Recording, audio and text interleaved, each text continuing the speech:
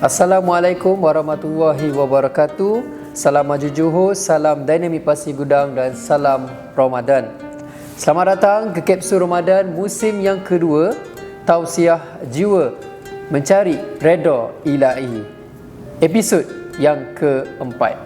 Ustaz Khabar Ustaz? Alhamdulillah. So dah tarawih yang keberapa dah ni. So kita masih lagi kukuh kat sini untuk beri Alhamdulillah. Allah bantu beri kekuatan insya-Allah. InsyaAllah. Baiklah, anda bersama saya Mio dan juga Ustaz Azmi lagi sekali.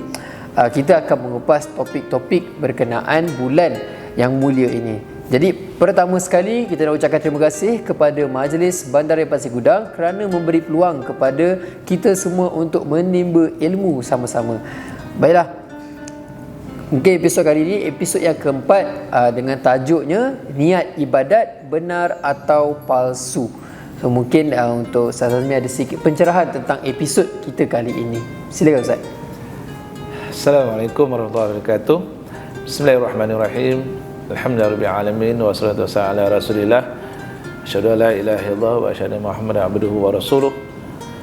Yang berbahagia saudara kita, moderator Encik Mio, alhamdulillah kita telah berada di episod yang keempat dengan tajuk pada hari ini iaitu niat ibadah benar ataupun palsu.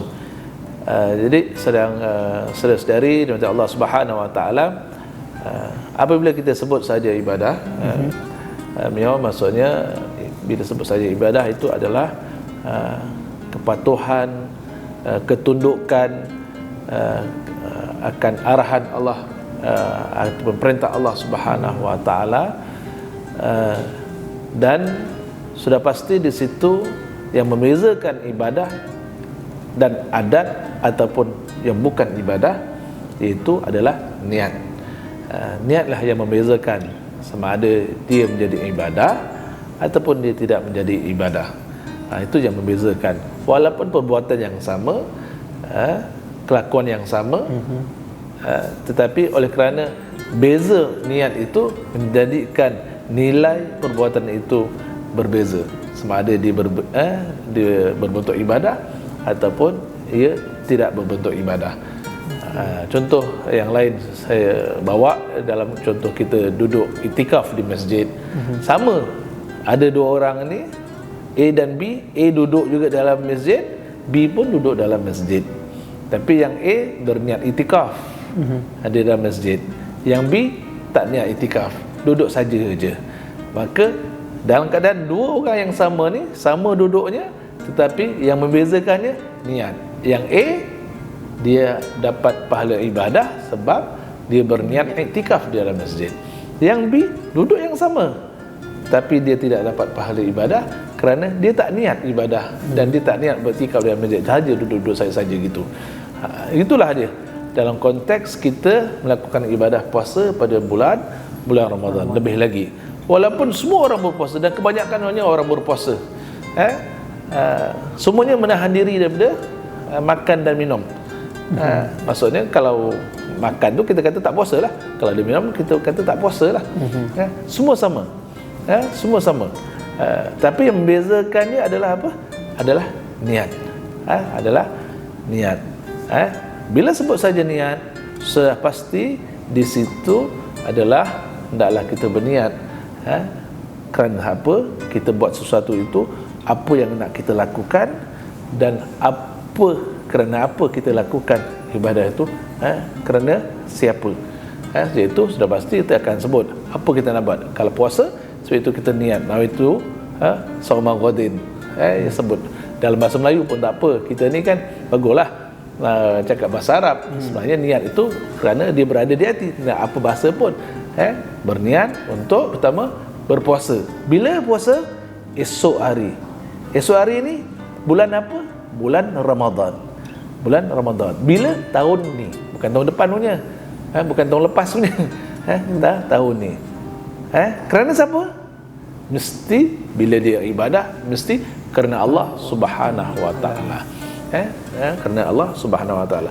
Bila jelas niat kita bahawa apa pertama, apa yang kita nak lakukan ibadah tu untuk berpuasa. kita faham puasa tu apa? Menahan diri daripada makan, minum dan perkara-perkara yang membatalkan puasa, daripada terbit fajar sehingga terbenam matahari. Kena jaga puasa, kena jaga diri, tak melakukan kemungkaran dosa. Semua ibadah wajib kita lakukan. Okey, kita dah faham itu pun puasa. Ujung sekali, kenapa? Lillahi ta'ala. Lillahi ta'ala. Maksudnya kita hendaklah melakukan puasa itu ikhlas benar-benar kerana Allah Subhanahu Wa Taala. Bila ikhlas benar-benar kerana Allah Subhanahu Wa Taala, kesan ibadah itu akan ada pada diri kita. Akan ada kepada kita, di diri kita. Kalau kita berpuasa benar-benar lillahi ta'ala, maka kesan puasa itu, hikmah puasa itu kita akan dapat pada diri kita. Apa antaranya? Puasa itu akan melahirkan dalam diri kita rasa syukur dengan terhadap nikmat Allah Subhanahu Wa Taala. Dengan berpuasa kita dapat rasa syukur dengan nikmat Allah Taala. Banyak nikmat Allah beri pada kita, kita bersyukur dengan nikmat yang telah diberikan. Kemudiannya jalan mendapatkan takwa dengan berpuasa. Janji Allah Subhanahu Wa Taala kita akan dapat takwa. Kemudiannya dapat mendudukkan syahwat yang jahat, yang mazmumah dengan berpuasa itu. As-shamu junnah, dapat menahan diri daripada melakukan kemungkaran dan perkara-perkara yang tidak baik dengan berpuasa itu. Kemudiannya mendapatkan rasa supaya kita dapat rasa rahmat, rasa belas kasihan kepada fakir dan miskin dengan puasa itu. Tapi dan syaratnya mesti kerana Allah Ta'ala, sebenar-benarnya kerana Allah Subhanahu Wa Ta'ala, bukan sekadar berpuasa sahaja, tak makan, tak minum. Sebab orang, kawan-kawan semua puasa, semua puasa. Itu yang dia tak solat pun dia boleh berpuasa. Bila bab solat, tak solat pula. Sebab apa? Ada kawan lain pun tak solat. Jadi dia tak ada masalah, dia tak solat. Tapi puasa, malu kalau tak puasa. Sebab semua boleh katakan semua berpuasa.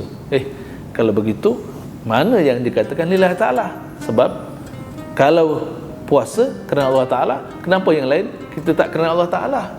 Sedangkan kita kena semuanya perkara kerana Allah Subhanahu Wa Ta'ala. Sebab itu dengan itu kita keikhlasan itu memberi kesan di dalam diri kita dengan apa ibadah yang kita lakukan. Khusus dalam bulan Ramadan ini kita berpuasa, semoga dengan keikhlasan lillahi ta'ala kerana Allah Ta'ala tadi itu, benar-benar dia bukan hanya sekadar di mulut saja, ataupun bukan sekadar kita hanya lafaz di mulut, tak masuk dalam hati yang sebenar-benarnya. Sebab itu kita tak rasa apa-apa selepas kita melakukan ibadah itu. Jadi semoga pada tahun ini kita berpuasa sebenar-benar berpuasa kerana Allah Subhanahu Wa Taala, kerana kesannya hikmah puasa itu kita akan dapat insya-Allah. Dengan itu keluarnya Ramadan itu kita menjadi orang yang bertakwa insya-Allah. Wallahu a'lam. Baiklah, itu dari pencerahan ataupun perkongsian yang disampaikan oleh Ustaz Azmi. Jangan ke mana-mana sebab selepas ini kita masih lagi ada persoalan seperti biasa. Di kapsul Ramadan Tausiah Jiwa Mencari Redha Ilahi. Seindah koresan sabdamu dalam kitabku, cinta yang bertasbih mengutus hati ini. Ku sandarkan hidup dan matiku padamu. Bisikan doaku dalam hati. Baiklah, kembali semula ke kapsul Ramadan musim kedua Tausiah Jiwa Mencari Redha Ilahi. Jadi seterusnya kita akan membaca persoalan daripada penonton-penonton di luar sana. Baiklah Ustaz, mungkin soalan yang pertama untuk episod kali ini adalah, perlu ke anak membayarkan puasa arwah ibu atau ayahnya? Untuk kali ini. Silakan Ustaz. Bismillahirrahmanirrahim. Subhanaka la ilma lana illa ma 'allamtana innaka antal alimul hakim. Terima kasih Mio dan juga yang bertanya. Itu soalan yang baik dan jarang juga ditanyakan untuk diajukan soalan ini. Tapi sebenarnya dia adalah sangat penting, terutamanya waris-waris setelah meninggalnya seseorang, terutamanya kedua ibu bapa kita. Jadi persoalannya, adakah anak boleh membayar ataupun qada puasa bagi kedua ibu bapanya. Pertamanya kita kena melihat ibu bapa ataupun yang meninggal dunia itu dia tidak sempat untuk qada itu kerana keuzuran yang berterusan yang tak ada, maksudnya tiada harapan lagi untuk sembuh. Pertama. Yang kedua, tak sempat ibu bapa ataupun yang meninggal dunia itu tidak sempat untuk mengqadakkan puasanya kerana kelalaian si mati itu sendiri, sehingga dia meninggal dunia tak sempat untuk mengqadakkan. Jadi ada dua perkara di situ.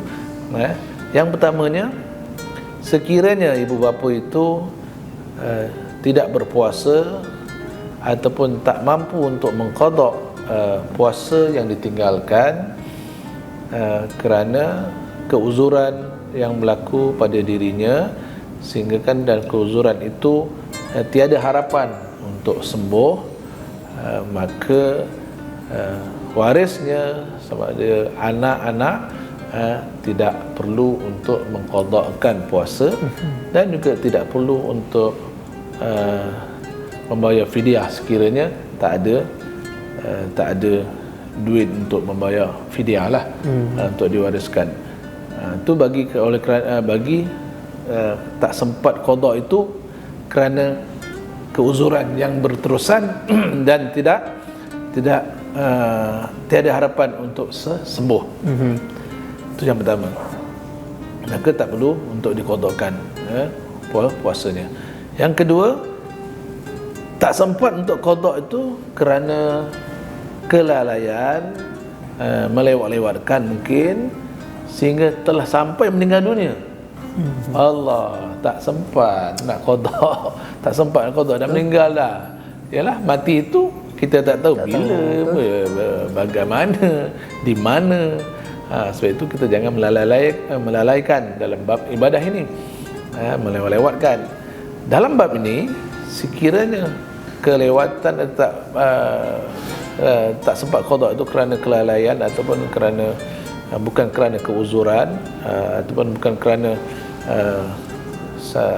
keuzuran yang tiada harapan untuk sembuh, maka bagi pihak waris boleh memilih sama ada untuk mengqadakkan waris, maksudnya mengqadakkan puasa si mati tadi, ibu bapanya, kalau ibu bapanya, ataupun untuk membayar fidyah. Memilih untuk membayar fidyah. Itu maksudnya tetap kena qada ataupun memilih untuk membayar fidyah. Kalau tak mampu untuk qada, maka hendaklah membayar fidyah. Kerana apa? Kerana kelewatan untuk sampai qada sehingga meninggal dunia itu kerana kelalaian, bukan kerana keuzuran yang berpanjangan dan tak ada harapan untuk sembuh. Itu ada kerana melewat-lewatkan dan mungkin kerana kelalaian si mati itu sendiri. Wallahu a'lam. Baiklah. Untuk soalan yang kedua, Ustaz, sekarang zaman selfie. Jadi apakah hukum ambil gambar post di media sosial daripada sebelum ataupun selepas tarawih dengan tujuannya untuk kongsikan bersama rakan-rakan? Jadi apa pendapat Ustaz tentang ni? Oleh kerana era selfie sekarang ni, era alam maya, kita banyak berinteraksi di alam maya sekarang ini, sehingga kan ibadah itu pun semuanya kita nak tunjuk, segala perbuatan kehidupan kita nak tunjuk dengan orang ramai. Itu yang jadi akhirnya, sehingga ibadah pun, nak ibadah pun kita tunjuk pada orang kan. Jadi tujuan kita ibadah ni balik semula, sebab apa kita melakukan ibadah, iaitu kerana Allah Subhanahu Wa Taala. Kerana Allah Subhanahu Wa Taala, kena pegang kukuh tu, kefahaman itu. Kita melakukan ibadah kerana Allah Taala. Kerana apa? Kita perlukan dan kita harapkan nilaian Allah Subhanahu Wa Taala supaya ibadah kita itu diterima. Bukan sekadar kita melakukan ibadah sekadar dah. Tidak, kita melakukan ibadah itu supaya Allah nilai ibadah kita dan diterima oleh Allah Ta'ala. Itu yang penting.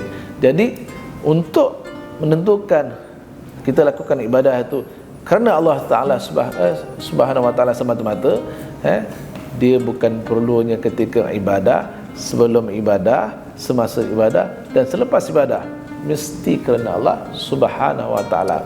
Mudah-mudahan dengan itu Allah terima ibadah kita. Jadi dalam bab selfie, kita beritahu saya ni nak tarawih, ambil okey, lepas tu kita post dekat FB ke Instagram ke dan sebagainya.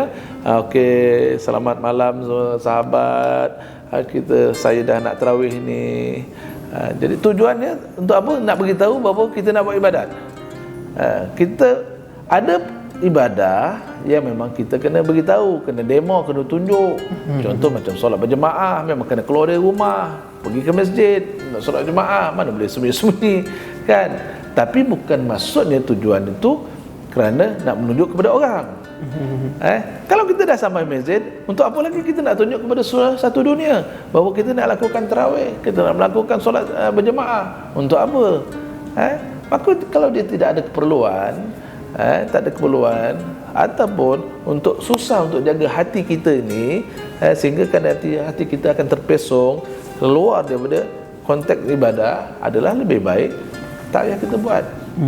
Sebab apa? Kerana tiada keperluan. Sebab orang semua tahu malam Ramadan orang buat tarawih, sunat solat tarawih, semua tahu, kebanyakannya tahu, kecuali sebahagiannya saja. Jadi untuk apa kita perlu berselfie, beritahu kepada orang saya nak bertarawih, saya nak ini dan saya rasa bahawa perkara itu tidak perlu, untuk menjaga hati kita supaya terus hati kita ini kekal untuk melakukan ibadah kerana Allah Subhanahu Wa Taala. Kerana kita ni orang awam, orang biasa-biasa, hati kita ni masih lagi banyak gangguan. Syaitan sentiasa membisik dalam hati kita ini. Nanti akan datang bangga, akan datang takabur, sombong sebab melakukan ibadat. Sedangkan kita belum mampu untuk didik hati kita ini.